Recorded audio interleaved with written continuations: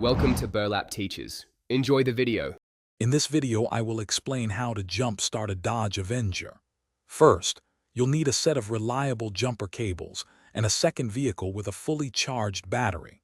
For safety, make sure both cars are turned off, in park or neutral, and their parking brakes are firmly set.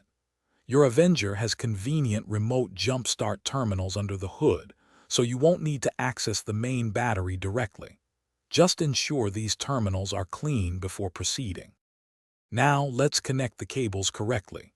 First, take one red positive clamp and attach it to the positive remote terminal on your Avenger. Next, connect the other red positive clamp to the positive terminal of the working vehicle's battery. Then, attach one black negative clamp to the negative terminal of the working battery. Finally, connect the last black negative clamp to an unpainted metal surface on your Avenger, like an engine bolt, keeping it away from the battery itself. With the cables securely connected, it's time to start the process.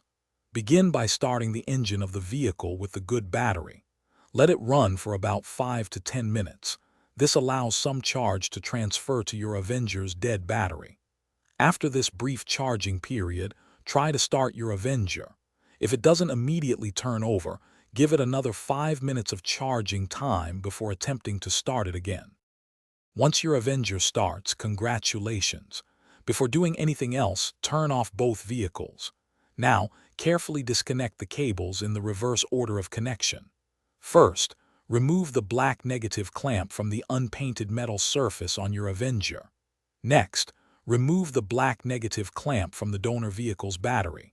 Finally, remove the red positive clamp from the donor vehicle, then the red positive clamp from your Avenger. Drive your Avenger for at least 15 minutes to help recharge its battery. Thanks for watching. Consider subscribing if this video helped you.